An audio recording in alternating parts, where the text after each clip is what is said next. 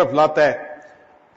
الذکر مخرج من الظلمات الی النور وکذالک العلم، اور علم بھی اسی طرح اندھیرے سے نکال کے روشنی کی طرف لاتا ہے.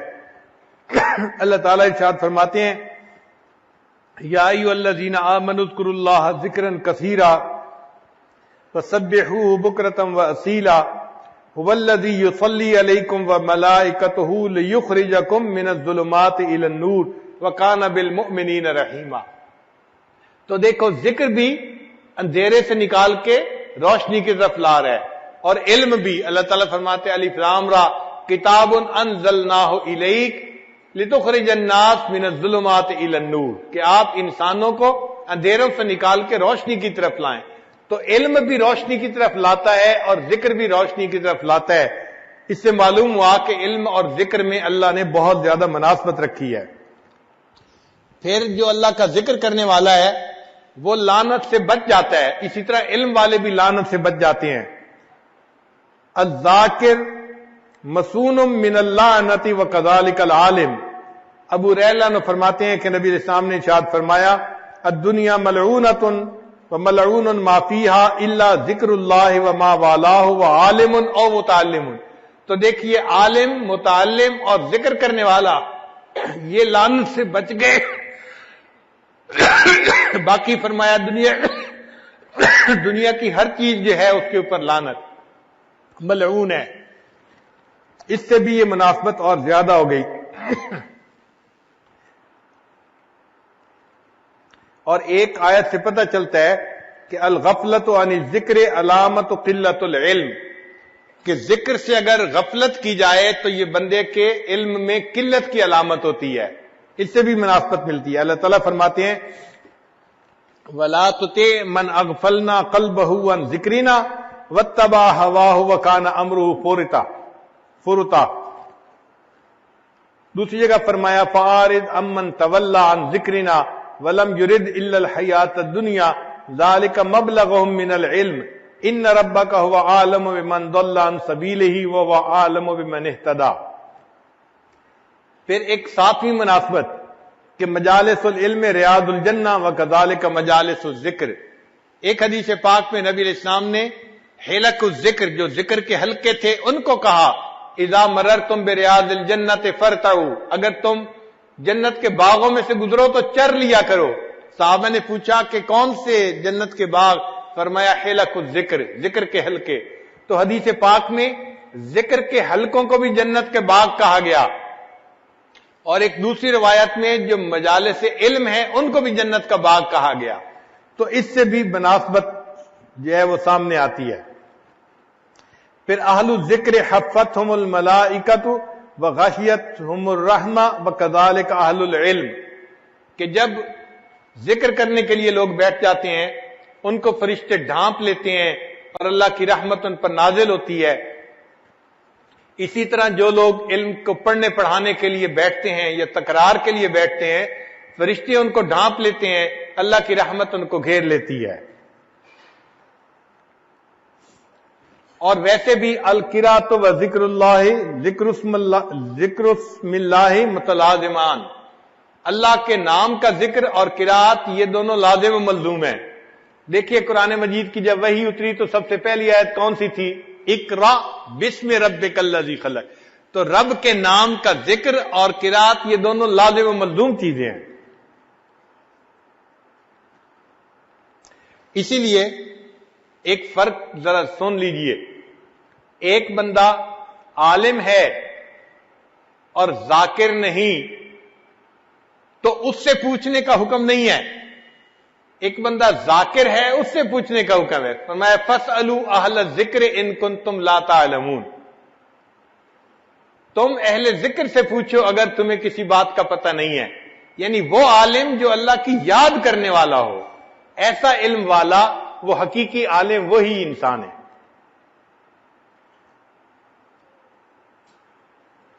امام احمد رحمت اللہ علیہ فرمایا کرتے تھے عجبت لطالب علم لا ورد له فی اللیل.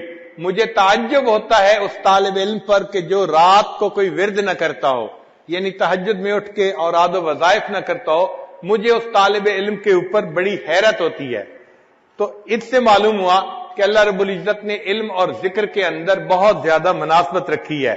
اس لیے ہر ذاکر کو چاہیے کہ اگر زندگی کا وقت فارغ کر سکے تو علم حاصل کرے، اور ہر عالم کو چاہیے کہ اگر وہ زندگی کے وقت میں کچھ وقت نکال سکے تو ذکر ضرور سیکھے۔ اس لیے فرمایا فَإِذَا فَرَغْتَ فَانْصَبْ وَإِلَىٰ رَبِّكَ فَارْغَب، جب آپ اپنے منصب سے فارغ ہوں تو کیا کریں؟ وَإِلَىٰ رَبِّكَ فَارْغَب، اپنے رب کی طرف رغبت کیجیے۔ تو طلباء کو بھی چاہیے کہ جب اپنے پڑھنے پڑھانے سے ان کو ٹائم نکلے تو وہ ضرور اللہ کی یاد میں بیٹھا کریں اور اللہ کا ذکر کیا کریں۔ پھر اہمیت الذکر علی سبعۃ اوجہ، ذکر کی اہمیت 7 وجہ سے ہے۔ الامر بہ مطلقا و مقیدا، اللہ تعالیٰ نے ذکر کا حکم فرمایا مطلقاً بھی اور مقیداً بھی۔ فرمایا یا ایھا الذین آمنوا اذکروا اللہ ذکرا کثیرا وسبحوہ بکرۃ واصیلا، اور دوسری جگہ فرمایا واذکر ربک فی نفسک تضرعا وخیفا۔ اب واذکر ربک فی نفسک، ذکر کر اپنے رب کا اپنے نفس میں، ای فی قلبک۔ مفسرین نے کہا اس سے مراد ہے اپنے دل میں اللہ کو یاد کرو۔ تو اللہ تعالیٰ کو یاد کرنے کا حکم ہے گویا اس آیت میں۔ پھر دوسری وجہ النہی عن ضدہ من الغفلۃ والنسیان، یعنی ذکر کا جو ضد ہے وہ غفلت ہے، تو اللہ تعالیٰ نے غافل ہونے سے منع فرمایا، فرمایا ولا تکن من الغافلین، تم غافلوں میں سے مت ہونا۔ تو ایک طرف تو ذکر کی اہمیت بیان فرمائی اور دوسری طرف غافل ہونے سے منع فرما دیا۔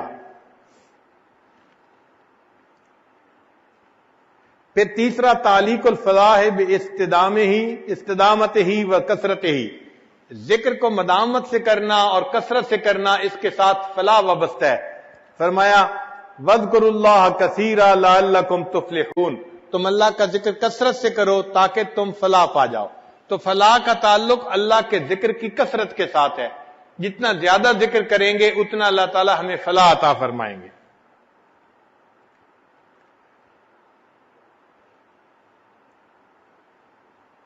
اور جو لوگ اللہ کا ذکر کثرت سے کریں گے اللہ تعالیٰ ان کو بہترین اجر اور بدلہ عطا فرمائیں گے۔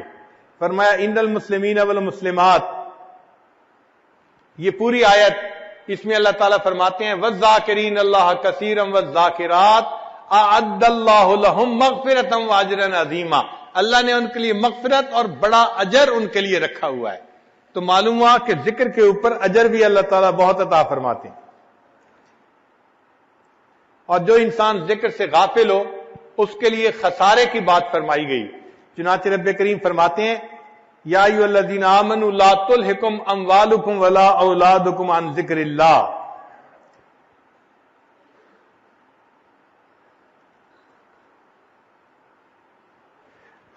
ومن یفعل ذلک فاولئک هم الخاسرون۔ تو معلوم ہوا کہ جو انسان اللہ کے ذکر سے غافل ہوتا ہے وہ خسران میں پڑنے والا ہوتا ہے۔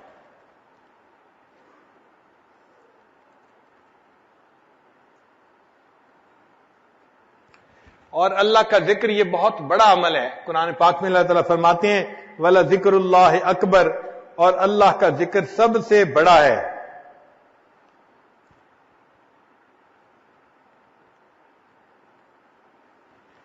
چنانچہ مفسرین فرماتے ہیں کہ ان ذکر اللہ اکبر من کل شیء فہو افضل الطاعات، یہ افضل الطاعات ہے جو اللہ کا ذکر ہے۔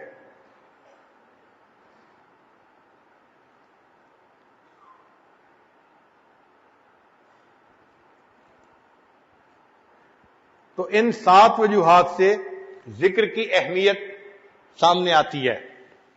ذکر میں ہمارے سلسلے میں 3 طرح کا ذکر ہوتا ہے۔ ایک ہوتا ہے اللہ اللہ کا ذکر کرنا، اللہ کے نام کا ذکر کرنا۔ قرآن مجید میں ہے وَذَكَرَ اسْمَ رَبِّهِ فَصَلَّى، اور رب کے نام کا ذکر کیا اور نماز پڑھی۔ تو اگر کوئی پوچھے کہ رب کا نام کیا ہے تو ہم کیا جواب دیں گے؟ اللہ۔ تو معلوم ہوا کہ اللہ کا ذکر کرنا، تو اللہ کا ذکر کثرت کے ساتھ کرے۔ یہ بھی محبت کا باب ہے کہ جس سے محبت ہوتی ہے اس کا نام لینے میں مزہ آتا ہے، اس کا نام لینے سے دل کو سکون ملتا ہے۔ بعض لوگ کہتے ہیں او جی صرف اللہ اللہ کہنے سے کیا ہوتا ہے؟ بھئی اللہ اللہ کہنے سے ہی تو دل کو سکون ملتا ہے، دل کو تسلی ملتی ہے۔ مجھے ایک دن ایک ملک میں ایک صاحب مل گئے، کہنے لگے کہ آپ اللہ اللہ کرتے رہتے ہیں، آپ کو اور کوئی کام نہیں؟ مجلس لوگ سن رہے تھے، کہنے لگے بس اللہ اللہ کرتے رہتے ہیں، آپ کو اور کوئی کام نہیں۔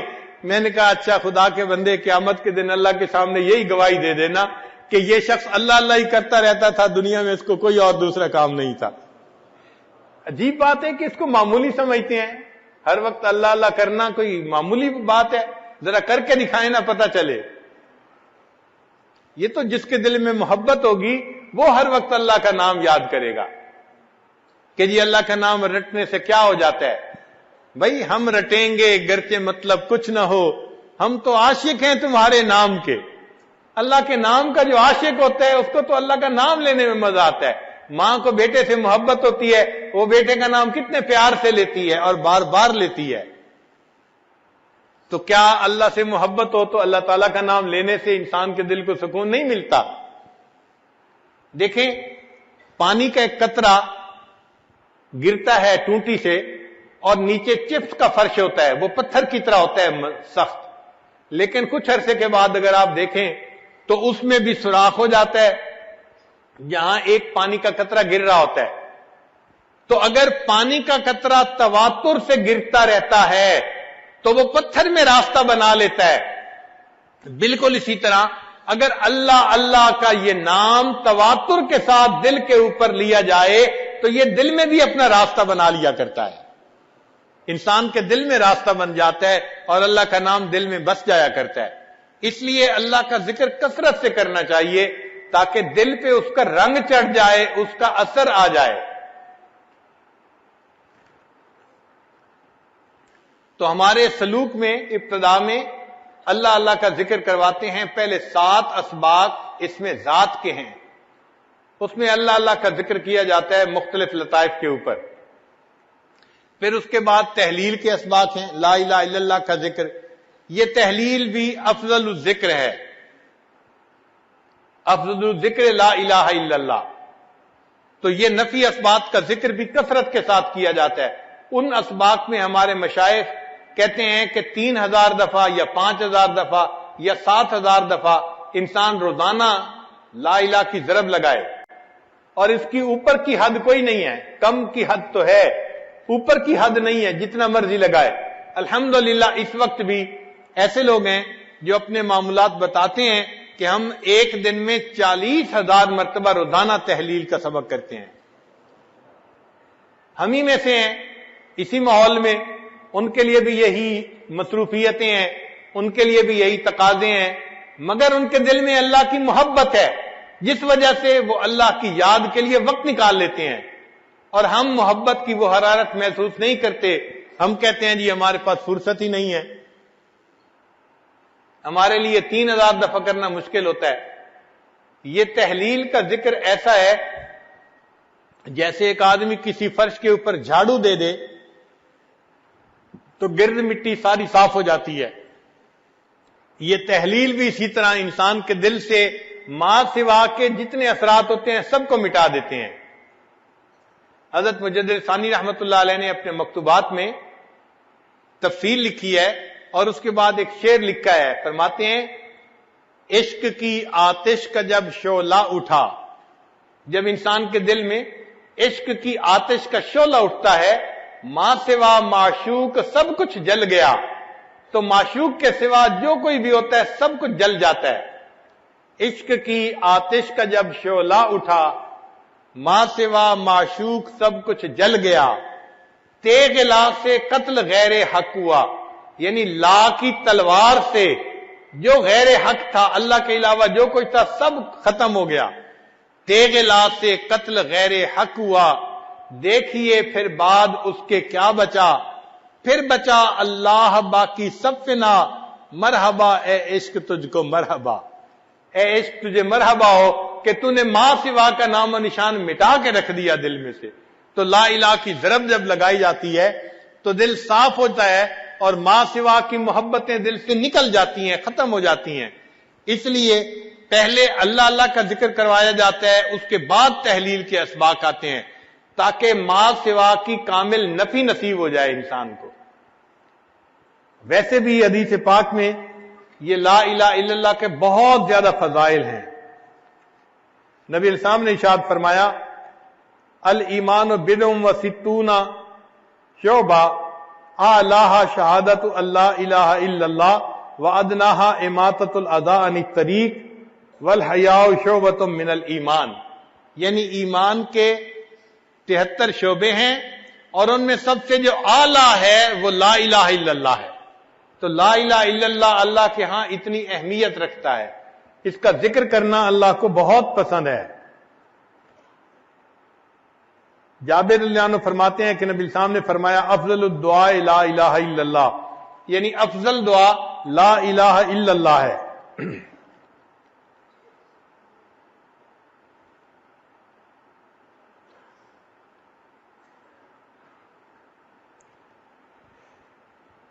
چنانچہ قرآن مجید میں ہے کہ اللہ تعالیٰ فرماتے ہیں، وَأَلْزَمَهُمْ كَلِمَةَ التَّقْوَى وَكَانُوا أَحَقَّ بِهَا وَأَهْلَهَا، اور اللہ نے ان کو تقوی کے کلمے کے اوپر پکا رکھا اور وہ اس بات کے حقدار تھے اور اہل تھے۔ تو مفسرین نے لکھا کہ اس سے کیا مراد ہے، فرماتے ہیں ہی لا الہ الا اللہ محمد الرسول اللہ، کہ کلمۃ التقوی سے مراد لا الہ الا اللہ محمد الرسول اللہ تھا۔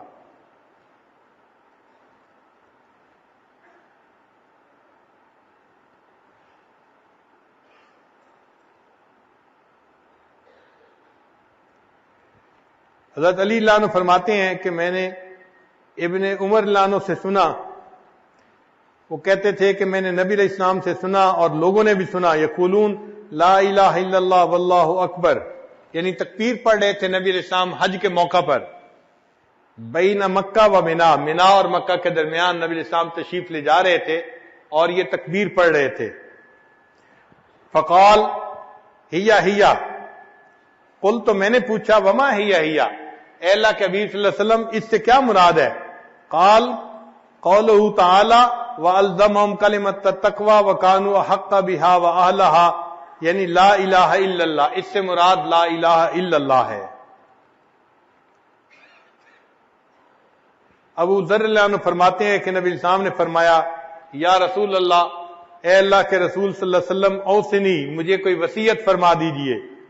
قال صلی اللہ علیہ وسلم، نبی علیہ السلام نے ارشاد فرمایا، اتق اللہ، اللہ سے ڈرو، وَإِذَا عَمِلْتَ سَيِّئَةً فَأَتْبِعْهَا حَسَنَةً تَمْحُوهَا، اگر تم کوئی برائی کر بیٹھو اس کے بعد نیکی کرو تاکہ نیکی اس برائی کو دھو دے۔ قال قلت یا رسول اللہ، میں نے کہا اے اللہ کے حبیب صلی اللہ علیہ وسلم، امن الحسنات لا الہ الا اللہ، کیا لا الہ الا اللہ یہ بھی نیکیوں میں سے ہے؟ قال صلی اللہ علیہ وسلم، نبی صاحب نے فرمایا، من افضل الحسنات، یہ تو سب سے بہترین نیکی ہے لا الہ الا اللہ پڑھنا۔ تو دیکھیے اللہ کے حبیب صلی اللہ علیہ وسلم لا الہ الا اللہ پڑھنے کو سب سے بہترین نیکی فرما رہے ہیں۔ ابن عباس نے فرماتے ہیں کہ قرآن مجید میں ہے لہو دعوت الحق، اس سے مراد لا الہ الا اللہ ہے۔ اکرمہ رضی اللہ عنہ سے روایت ہے کہ اللہ تعالیٰ نے فرمایا کہ یا ایھا الذین آمنوا اتقوا اللہ وقولوا قولا سدیدا، تو قول سدید سے کیا مراد ہے؟ وہ فرماتے ہیں لا الہ الا اللہ اس سے مراد ہے۔ اور فرماتے ہیں کہ اللہ تعالیٰ نے فرمایا قد افلح من تزکا، تزکا سے کیا مراد ہے؟ وہ فرماتے ہیں من قال لا الہ الا اللہ۔ اور ایک اور جگہ قرآن مجید کی آیت ہے وَوَيْلٌ لِّلْمُشْرِكِينَ الَّذِينَ لَا يُؤْتُونَ الزَّكَاةَ، وہ مشرک جو زکوٰۃ نہیں دیتے، تو فرماتے ہیں کہ زکوٰۃ سے کیا مراد؟ فرمایا الَّذِينَ لَا يَقُولُونَ لَا إِلَٰهَ إِلَّا اللَّهُ، لا الہ الا اللہ اس سے مراد ہے۔ اور موسیٰ علیہ السلام نے جب فرعون سے کہا تھا کہ هَلْ لَكَ أَن تَزَكَّىٰ إِلَىٰ ان تقول لا الہ الا اللہ، ان سے مراد ان کی یہ تھی کہ تو لا الہ الا اللہ پڑھ لے۔ اور قرآن مجید کی آیت ہے ان الذین قالوا ربنا اللہ ثم استقاموا، کہ وہ لوگ جنہوں نے کہا ہمارا رب اللہ ہے پھر اس پر پکے ہو گئے. تو اس سے مفسرین نے فرمایا کہ اس سے مراد ہے کہ اللہ شہادت لا الہ الا اللہ، جو لا الہ الا اللہ کی شہادت پر پکے ہو گئے. قرآن مجید میں اللہ تعالیٰ ارشاد فرماتے ہیں الا من اذن له الرحمن وقال صوابا.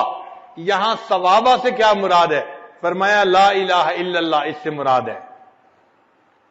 چنانچہ لوط علیہ السلام نے اپنی قوم سے کہا تھا الیس منکم رجل رشید، تو فرمایا تھا الیس منکم رجل یقول لا الہ الا اللہ، تم میں سے کوئی لا الہ الا اللہ کہنے والا نہیں ہے.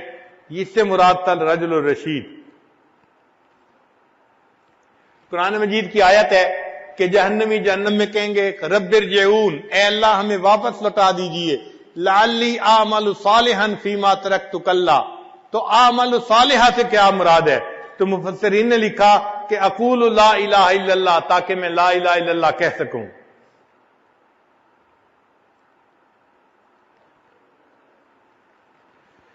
اللہ رب العزت کا ارشاد ہے للذین احسنوا الحسنى، کہ جو لوگ نیکی کریں گے ان کو حسنہ ملے گا. اس سے کیا مراد ہے؟ فرمایا کہ جو لوگ کہیں گے لا الہ الا اللہ، الحسنہ سے مراد الجنہ، ان کو جنت ملے گی. وزیادہ، اور زیادہ سے مراد النظر الی وجہ اللہ تبارک و تعالی، اللہ تعالیٰ کا دیدار کرنا. مجاہد رحمت اللہ علیہ فرماتے ہیں کہ اللہ تعالیٰ کا فرمان ہے وَأَسْبَغَ عَلَيْكُمْ نِعَمَهُ ظَاهِرَةً وَبَاطِنًا. اس سے کیا مراد ہے؟ وہ فرماتے ہیں اس سے مراد ہے لا الہ الا اللہ. ایک بندے نے وہب میں منبہ رحمت اللہ علیہ سے کہا کہ الیس مفتاح الجنت لا الہ الا اللہ، کیا لا الہ الا اللہ جنت کی کنجی نہیں ہے؟ نبی علیہ السلام نے فرمایا ہے. انہوں نے فرمایا بلا ایسا ہی ہے یا ابن اخی، ولیکن لیس من مفتاح الا ولہ اسنان فمن جاء باسنانہ فتح لہ ومن لم یفتح لہ. یعنی چابی کے دندانے بھی ہوتے ہیں، تو نیک اعمال دندانے کی مانند ہیں. جس نے کلمہ پڑھ لیا چابی تو مل گئی، لیکن اگر وہ اعمال بھی ٹھیک کر لے گا تو دندانے بھی ٹھیک ہو جائیں گے، تو جنت کا دروازہ کھل جائے گا. اور اگر اس نے اعمال ٹھیک نہ کیے تو اس کے ہاتھ میں کنجی تو ہوگی، مگر وہ کنجی جنت کا دروازہ کھول نہیں سکے گی. اور ایسا ہوتا ہے دو گاڑیاں ہیں، ایک کی چابی دوسرے کو لگاؤ تو دروازہ نہیں کھلتا، حالانکہ وہ چابی اندر چلی بھی جاتی ہے، اس کے دندانے ٹھیک نہیں ہوتے.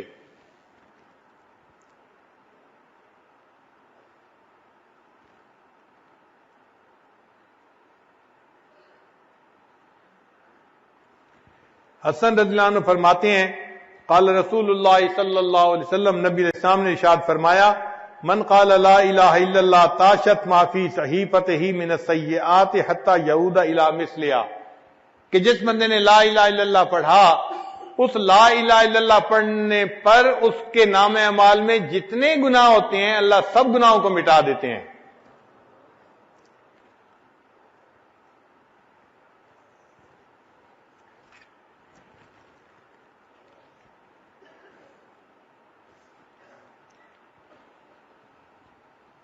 علامہ اقبال نے کیا اچھے اشعار کہے، خودی کا سر نہاں لا الہ الا اللہ، خودی ہے تیغ فساں لا الہ الا اللہ.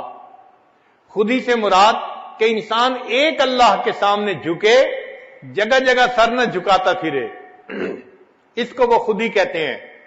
کہ انسان مومن غیور ہونا چاہیے، ایک در پر جھکنے والا ہونا چاہیے، جگہ جگہ سر جھکانے والا نہ ہو. خودی کا سر نہاں لا الہ الا اللہ، خودی ہے تیغ فساں لا الہ الا اللہ. فساں کہتے ہیں جو چیز کو تیز کرنے والے گرائنڈر ہوتا ہے. وہ کہتے ہیں کہ خودی جو ہے یہ تلوار ہے، اور اس تلوار کو جو تیز کرنے والی چیز ہے وہ لا الہ الا اللہ ہے. جتنا لا الہ الا اللہ پڑھو گے تمہاری یہ جو خودی ہے نا، اللہ کے سامنے جھکنا ہے کسی اور کے سامنے نہیں، یہ اتنی زیادہ تیز ہو جائے گی.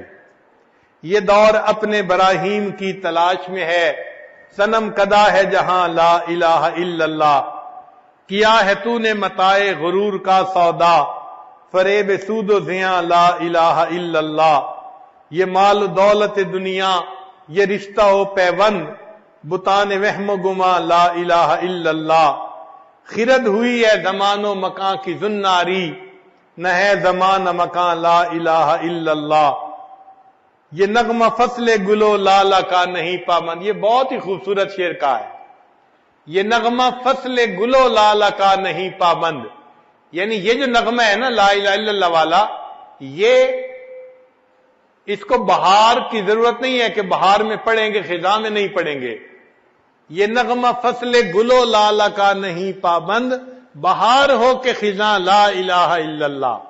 ہمیں تو ہر حال میں لا الہ الا اللہ پڑھنا ہے۔ اور آخری بات کہتے ہیں، اگرچہ بت ہیں جماعت کی آستینوں میں، مجھے ہے حکم اذاں لا الہ الا اللہ۔ تو ہم اگر لا الہ الا اللہ پڑھیں گے، اس سے ہمارے دل منور ہوں گے، ہمارے دلوں میں اللہ کی محبت آئے گی، اور دلوں سے گناہوں کی ظلمت جو ہے وہ ختم ہو جائے گی۔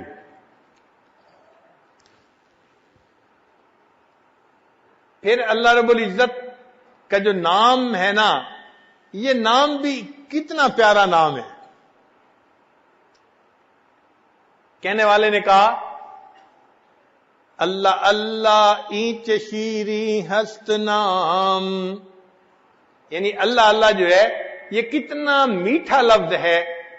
اللہ اللہ اینچ شیری ہست نام، شیر و شکر می شود جانم تمام، کہ جب میں اللہ اللہ کا نام لیتا ہوں تو میرا پورا جسم ایسے میٹھا ہو جاتا ہے جیسے کسی چیز کے اندر چینی کو ملا کے اسے میٹھا کر دیا گیا ہو۔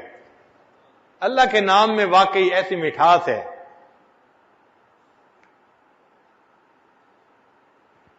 اللہ کے نام کے اوپر کی کتنی عجیب صفات اور معارف ہیں، اس پر محدثین نے پوری پوری کتابیں لکھی ہیں اللہ تعالیٰ کے نام کی، جو معارف ہیں اس کے اوپر۔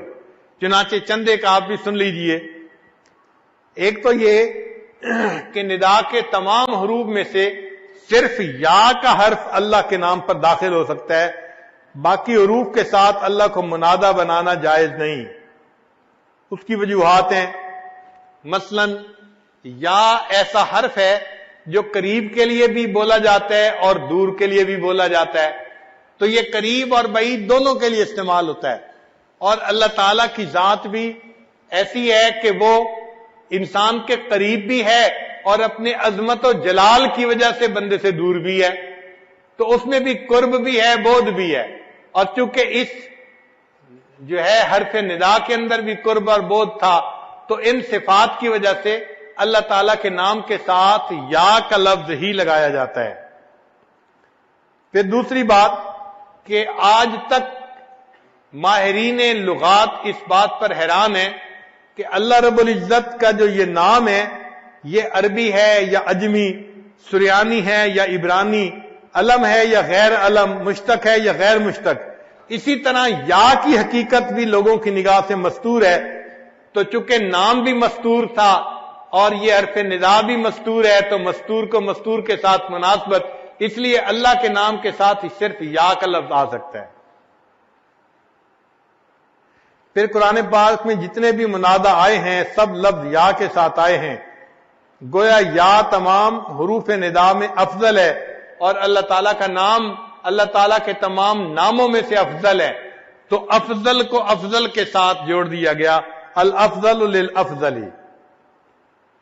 پھر یا ایسا حرف ندا ہے کہ جو بہت جس میں تخفیف ہے، چھوٹا ہے، آسانی سے کہا جا سکتا ہے، اور اس کے آخر میں الف ہے جو کہ مد الصوت کے لیے ہے اور مدادہ کے لیے مناسب ہے، چونکہ لفظ اللہ کے ساتھ کثرت سے اللہ کو پکارا جاتا ہے اور کثرت استعمال تخفیف کا تقاضا کرتی ہے، اور لفظ اللہ کے ساتھ یا کو خاص کر دیا گیا، اس میں بھی تخفیف اور اس میں بھی اس کے لیے بھی تخفیف۔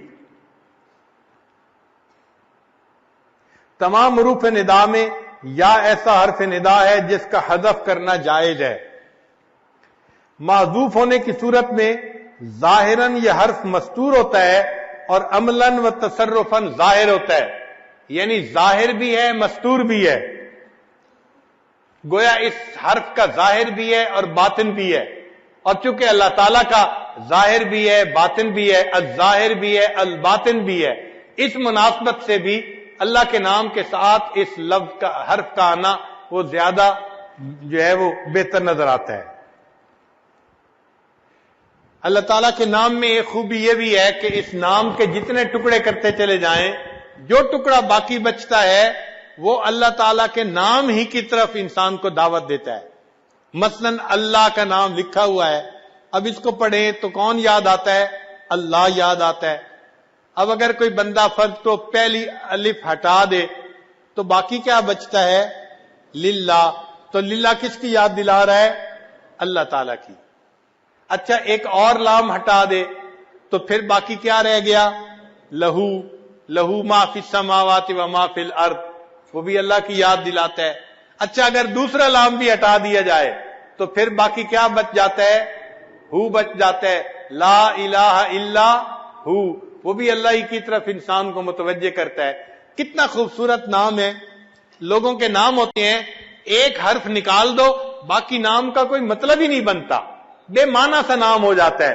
اللہ آپ کتنے عظیم ہیں، آپ نے اپنے لیے کتنا خوبصورت نام پسند کیا۔ کوئی بندہ الگ الگ بھی کرتا جائے تو جو بچے گا وہ بھی اللہ کے نام کی طرف ہی انسان کو جو ہے وہ متوجہ کرے گا۔ پھر اللہ تعالیٰ کے جتنے باقی نام ہیں وہ سارے کے سارے ایک صفت پر دلالت کرتے ہیں۔ مثلا الکریم، کرم کی صفت کے اوپر، الجواد، جود کی صفت کے اوپر۔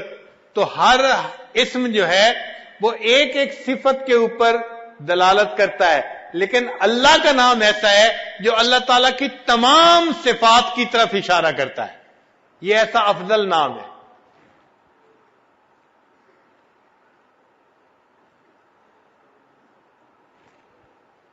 پھر یہ بھی سن لیجئے کہ لفظ اللہ سے پہلے اگر کوئی لفظ ہے اور وہ مفتوح ہے یا مضموم ہے تو اللہ کا جو لام ہوتا ہے نا اس کو پر پڑھتے ہیں، اس کو تفخیم کہتے ہیں قراء کی زبان میں۔ یہ تفخیم لفظ اللہ کی جو ہے نا وہ خصوصیت ہے، کسی اور لام میں یہ تفخیم نہیں ہو سکتی، صرف اللہ کے نام کو پر پڑھا جائے گا، اس لیے کہ اللہ کی عظمت کی وجہ سے اللہ کے نام کے اندر بھی ایسا حسن ہے، اس کے پڑھنے کے اندر بھی انسان کو جو ہے وہ پڑھنے میں بھی مزہ آتا ہے۔ یہ کیسا پیارا نام ہے، اذان کے شروع میں اللہ اور اذان کے آخر پہ اللہ۔ ہم اذان دیتے ہیں تو کہاں سے؟ اللہ اکبر، تو پہلا لفظ کیا ہوتا ہے؟ اور جب اذان ختم کرتے ہیں تو لا الہ الا اللہ، تو کہاں پہ ختم کیا؟ اچھا نماز شروع کرتے ہیں تو کیا پڑھتے ہیں؟ اللہ اکبر، تکبیر تحریمہ، تو اللہ کے نام سے نماز کی ابتدا، اور جب سلام پھیرتے ہیں تو پڑھتے ہیں السلام علیکم ورحمۃ اللہ، تو اللہ کے نام پہ انتہا۔ تو اذان کی ابتدا اور انتہا اللہ کے نام سے، نماز کی ابتدا اور انتہا اللہ کے نام سے۔ یہ کیسا پیارا نام ہے، اگر یہ کسی بندے کے دل میں بس جائے تو سوچئے کہ اس بندے کو کتنی نعمت اللہ کے ہاں سے نصیب ہو گئی۔ اس لیے بچہ جب دنیا میں آتا ہے تو سب سے پہلے اس کے کان میں اللہ کا نام پہنچایا جاتا ہے۔ جب اذان دیتے ہیں بچے کے کان میں تو اللہ اکبر سے شروع کرتے ہیں، تو سب سے پہلا نام کیا پہنچا؟ اللہ کا نام پہنچا۔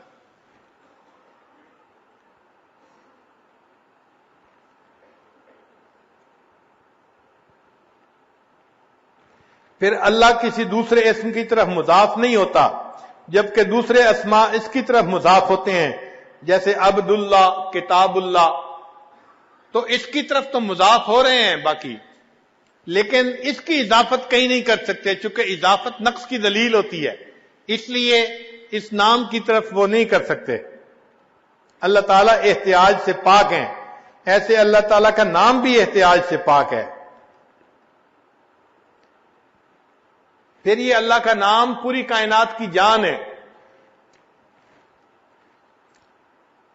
ان اللہ عز وجل یقول لاسرافیل اذا سمعت قائلا یقول اللہ اللہ فاخر النفخۃ 40 سنۃ اکراما لقائلها، کہ جب تو کسی بندے سے سنے کہ وہ اللہ کا لفظ کہہ رہا ہے اس نام کے اکرام کی وجہ سے سور پھونکنے میں 40 سال تاخیر کر دینا، کتنا یہ عظیم نام ہے کہ اس کی وجہ سے پوری کائنات تباہ ہونے سے بچا دی جاتی ہے 40 سال کے لیے۔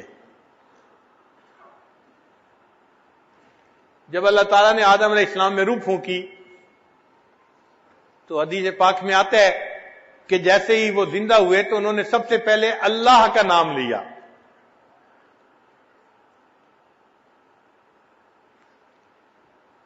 ایک اور طلباء کے لیے نکتہ، آپ نے دیکھا ہوگا کہ جب حروف ابجد لکھتے ہیں نا، الف کھڑی کھڑی لکھتے ہیں اور با لیٹی لیٹی لکھتے ہیں، تو با فطرتاً یعنی اصلاً وہ لیٹی ہوئی ہوتی ہے، الف کھڑی ہوئی ہوتی ہے اور با لیٹی ہوئی ہوتی ہے، لیکن یہ با جب اللہ کے نام کے ساتھ مل جاتی ہے، اللہ کے اسم کے ساتھ مل جاتی ہے، جیسے بسم اللہ، تو اس میں جو شروع میں با لکھتے ہیں اس کو بھی کھڑا بناتے ہیں۔ کیوں کھڑا بناتے ہیں؟ اللہ کے نام کی عظمت کی وجہ سے۔ ہمارے لیے سوچنے کی بات ہے، اگر با لیٹی ہوئی تھی، اللہ کے نام کے ساتھ جڑی، اللہ کے نام نے اس با کو کھڑا کر دیا، اے انسان تو بھی دنیا میں پریشانیوں سے لیٹا ہوا ہے، اللہ کے نام کے ساتھ نتھی ہو جائے گا، اللہ تعالیٰ تجھے بھی کھڑا فرما دیں گے، تجھے بھی عزتیں عطا فرما دیں گے۔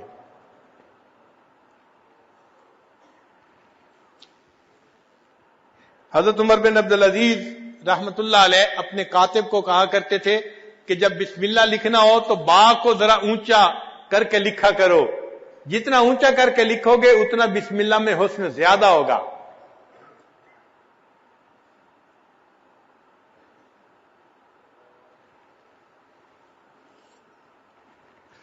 اب اس نام کا ذکر ہم نے کثرت کے ساتھ کرنا ہے۔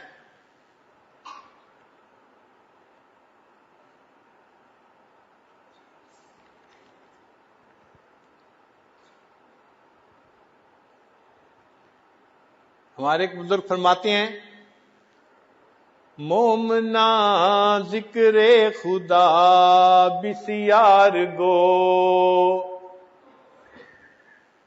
مومنا ذکر خدا بسیار گو، تابعہ بی درد و عالم آبرو،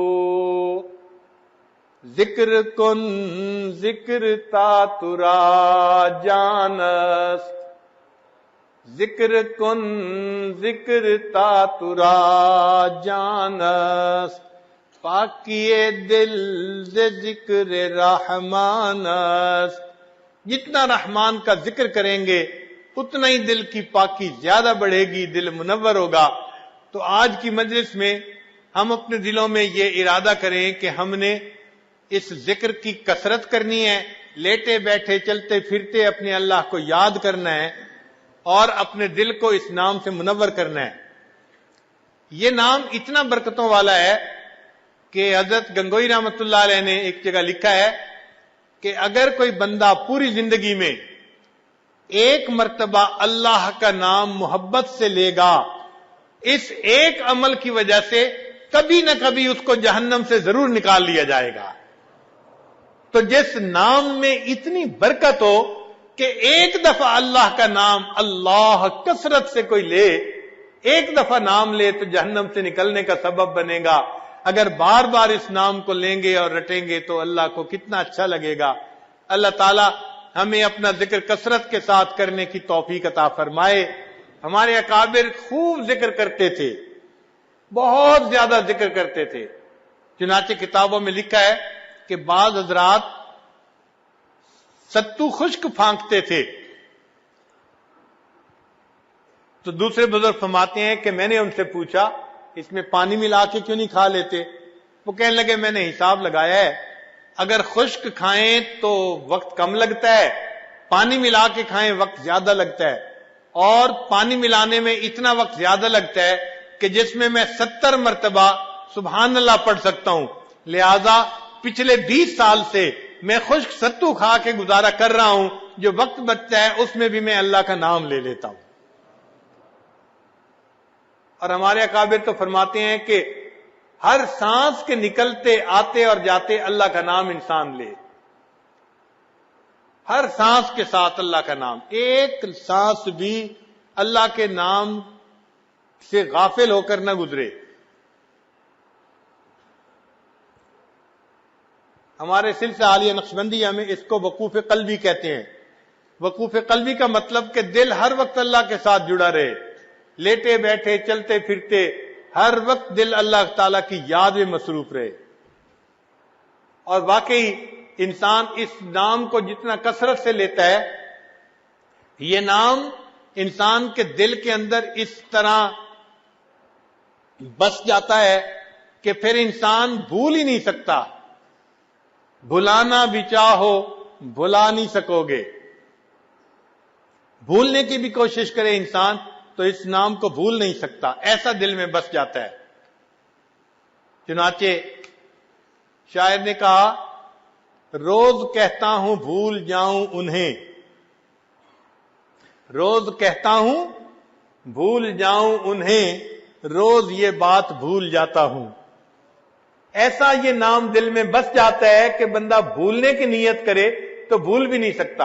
امام ربانی مجدد ثانی رحمت اللہ علیہ فرماتے ہیں کہ جس بندے کو فنائے قلب کی کیفیت حاصل ہو گئی، اس بندے کو 1000 سال کی عمر دی جائے اور اسے کہا جائے اس 1000 سال میں تم اللہ کے نام کو بھلا کر دکھاؤ، وہ فرماتے ہیں کہ 1000 سال کوشش کرنے کے باوجود وہ اللہ کی یاد سے غافل نہیں ہو سکے گا۔ اب ایسا مقام کہ بھلانا بھی چاہو بھلا نہیں سکو گے، اس لیے ہمارے مشائخ نے لکھا ہے الفانی لا یرد، فانی واپس نہیں لوٹتا۔ واقعی جس کو ذکر میں فنا حاصل ہو جاتی ہے پھر غفلت کا نام و نشان وہاں نہیں آتا۔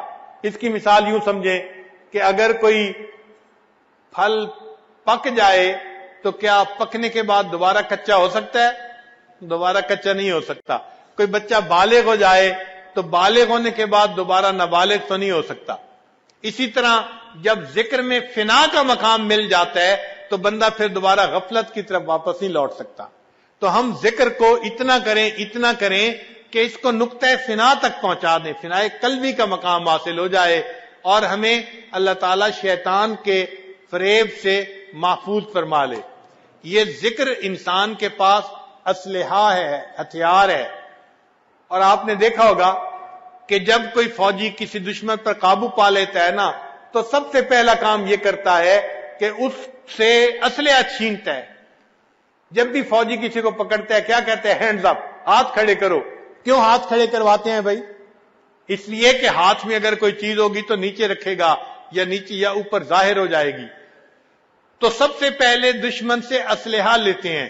اسی طرح شیطان بھی جب انسان پر حملہ آور ہوتا ہے تو وہ کیا کرتا ہے کہ انسان کو اللہ کے نام سے غافل کر دیتا ہے، وہ اس کا اسلحہ اس سے چھین لیتا ہے۔ تو ہم اپنے رب سے غافل نہ ہوں، بس یہ ذہن میں رکھ لیں، ہر وقت دل میں اللہ تعالیٰ کی یاد ہو۔ ہمارے مشائخ اتنا اللہ کو یاد کرتے تھے کہ وہ گھنٹوں مراقبے میں بیٹھتے تھے۔ حضرت مولانا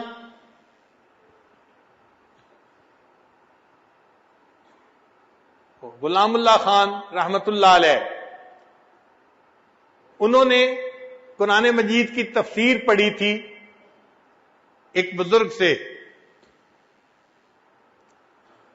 ہمارے حضرت مرشد عالم رحمت اللہ علیہ نے بھی انہی سے تفسیر پڑھی تھی۔ ان بزرگوں کو اللہ رب العزت نے نقشبندیہ سلسلہ میں بہت زیادہ جو ہے وہ ذکر کی توفیق عطا فرمائی تھی۔